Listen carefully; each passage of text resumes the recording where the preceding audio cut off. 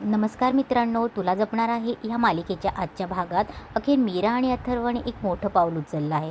स्वतःच्याच मुलीशी बोलायला परक्यासारखं खिडकीबाहेर उभं राहण्याची वेळ आज या दोघांवर आली आहे. पण मंजिरीच्या अनुपस्थितीत हे दोघं तिच्या खोलीत जाऊन वेदाशी काय बोलणार पाहूया आजच्या भागात. तर मंजिरीच्या खोलीत मीरा आणि अथर्व जातात तेव्हा आजच्या भागात बघायला भेटतं की वेदा मंजिरीच्या खोलीत काहीतरी करत बसलेली असते. मीरा आणि अथर्व बाहेर खिडकीतून तिला अत्यंत व्याकुळतेने बघत असतात. स्वतःच्या मुलीला असं जवळ असूनही दूर गेलेलं अथर्वला राहत नाही. तो मीराला बघतो की बघितच ना, वेदा आपल्या एवढ्या जवळ आहे तरी आपण तिच्याशी बोलू शकत नाही. यावर मीराही दुःखी होते आणि बोलते की मला काही कळेनासं झालं आहे. तिच्या मनात नक्की काय चाललं हे समजत नाही. अथर्व तेव्हा बोलतो की मीरा, मंजिरी आता घरात नाही आहे, तर आपण तोवर पटकन जाऊन वेदाशी बोलूया. तेव्हा तो बोलतो की मी जाऊ का? तेव्हा मीरा बोलते की नाही, आपण दोघंही जाऊया. आणि ते दोघं मंजिरीच्या खोलीत जातात. मीरा आणि अथर्व मंजिरीच्या खोलीत आल्यावर अथर्व अतिशय प्रेमाने विचारतो, काय करतेस माझी प्रिन्सेस? पण वेदा त्याच्याशी काहीही बोलत नाही. ती फक्त मीरा आणि अथर्व दोघांकडे एकटक संशयाने निहाळत उभी असते. काही न बोलता ती तिथून जाऊ लागते. तेव्हा अथर्व धावत तिच्या मागे जातो आणि बोलतो की वेदा प्लीज सांग ना, काय झाले? तू जर काही बोलणार नाहीस तर आम्हाला कसं कळणार? वेदा एकही शब्द बोलत नाही. ती चेहरा पाहून दोघांकडे अत्यंत रागाने बघत असते. तिचा रुसवा घालवण्यासाठी अथर्व तिला विचारतो आणि बोलतो की मीराला विचारतो, मँगो आईस्क्रीम? मीरा लगेच होकार देते. वेदाला विचारते, वेदा खाशील ना मँगो आईस्क्रीम? पण वेदा तरीही शांतच उभी राहते. अथर्व शेवटी वेदाची समजूत काढतो. तुझ्या आईला पण द्यायची ना मँगोची आईस्क्रीम? हे ऐकताच वेदा जोरात ओरडते, ही माझी आई नाही आहे. हे ऐकून मीरा पूर्णपणे थक्क होते. वेदा पुढे अथर्वला सांगते, आणि आजपासून मी तुलाही बाबा म्हणणार नाही. हे ऐकून अथर्व पार खचून जातो. तो एकदम स्तब्ध होतो. तो पुन्हा वेदाला समजवण्यासाठी हात लावणार तोच वेदा त्याच्या हात झटकते आणि थेट आरोप करते, तुम्ही दोघं माझे आई बाबा नाही आहात. तू माझ्या खऱ्या आईला मारलंस. या मीरासाठी तू माझ्या आईला संपवलंस.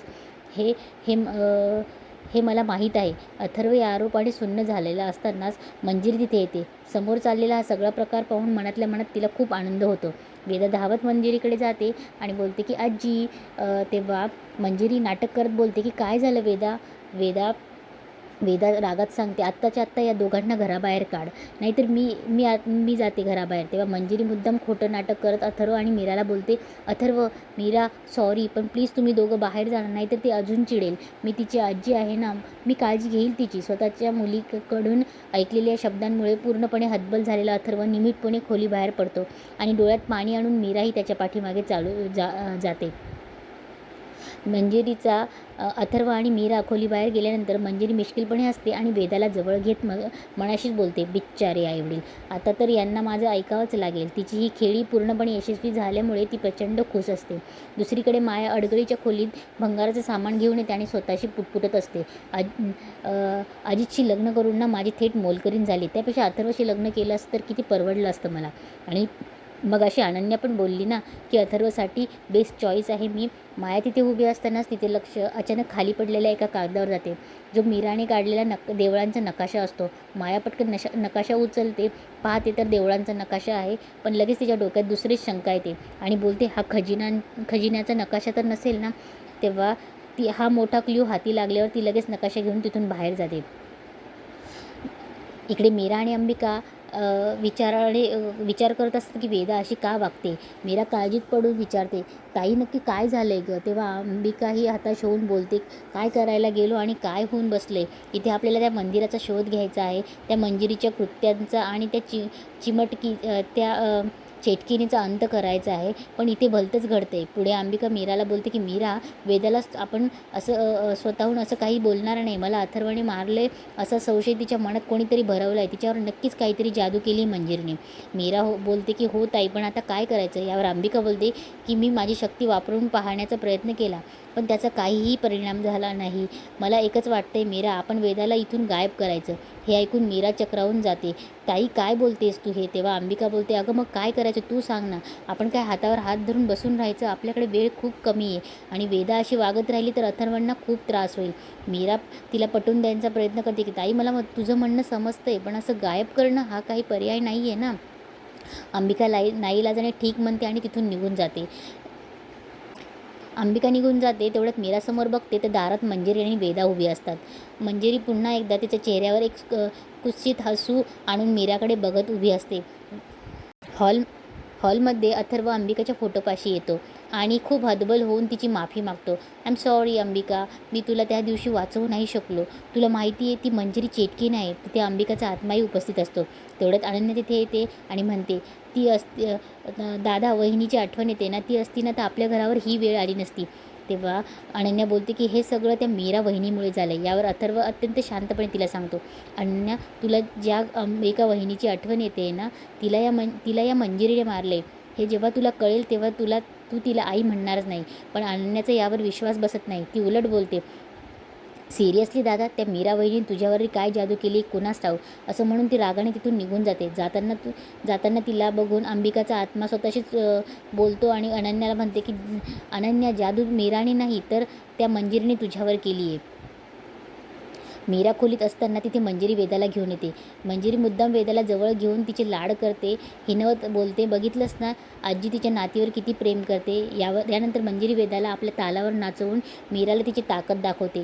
ती वेदाला आज्ञा देते, वेदा जा मागे जाऊन बस. वेदा तसंच करते. मग मंजिरी तिला जवळ बोलवून म्हणते, आता इथे गोल गोल फिर. वेदा तसंच करते. तेव्हा ती त्याला टेबलवर उभं राहायला लावते. वेदा तसंच करते. तेव्हा मीरा काळजीने बोलत असते की वेदा थांब बाळा, तुला चक्कर येईल. पण मंजिरी ती थांबत नाही. ती क्रूरपणे वेदाला सांगते, वेदा आता टेरेस गॅलरीत जा. हे ऐकताच वेदा टेरेसच्या दिशेने जाऊ लागते. मीराला जुनी घटना आठवते. तेव्हा वेदा टेरेसवरून खाली पडायला लागलेली होती. घाबरलेली मीरा मंजिरीसमोर हात जोडते आणि रडत बोलते, मंजिरी प्लीज तिला थांबव, मी तुझ्या पाया पडते. त्यावर मंजिरी बोलते, वेदा थांब. परत आल्यावर मंजिरी मीराला डिवचत म्हणते, मगाशी माझ्या रूममध्ये आली होतीस ना, आताच तेव्हा वेदा थांब. तेव्हा वेदाला ती जवळ घेते आणि बोलते की वेदा, माझ्या खोलीमध्ये ना जा, तिथे ना एक तुझ्यासाठी चॉकलेट ठेवलं आहे, ते घे. तेव्हा ती चॉकलेट घ्यायला वेदा पळून जाते. तेव्हा मंजिरी बोलते, आलीस ना मुद्द्यावर, पण आता त्याचा काही उपयोग नाही. मी जे सांगेन ते वेदा करणारच. ती कोणाचा जीवही घेऊ शकते आणि स्वतःचा जीवही देऊ शकते. मीराला पूर्ण घाबरल्यावर मंजिरी अचानक रडवेल तोंड करून म्हणते, मीरा, तुला काय मी एवढी क्रूर वाटली का गं? जर तुला वेदाला वाचवायचं असेल तर एकच रस्ता आहे. मला तुझं आणि अथर्वचं बाळ हवं आहे. त्या बाळाचा जन्म झाल्यावर तू आणि ते बाळ या दोघांनी त्याग करायचा आहे. तर तेव्हा मंजिरी बोलते की तुला तर माहीतच आहे आता मी चेटकीने, मला चिरतरुण व्हायचं आहे.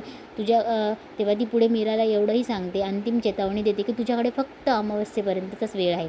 लक्षात ठेव, विचार कर. एवढं बोलून मंजिरी तिथून हसत निघून जाते आणि मीरा तिथेच हतबल होऊन रडत राहते. इथेच आजचा एपिसोड संपतो. तर मित्रांनो, मंजिरी मीरासमोर ठेवलेली ही भयंकर अट मीरा मान्य करेल का? ती वेदाला वाचवण्यासाठी स्वतःच्या बाळाचा त्याग करेल का? की ती बाळ होऊच देईल का? हे सगळं जाणून घेण्यासाठी आपल्याला पुढील भाग बघावा लागेल. आणि त्यामुळे पुढील भाग बघायचा असेल तर प्लीज आपल्या चॅनलला सबस्क्राईब करा आणि या व्हिडिओला लाईक करायला विसरू नका. धन्यवाद.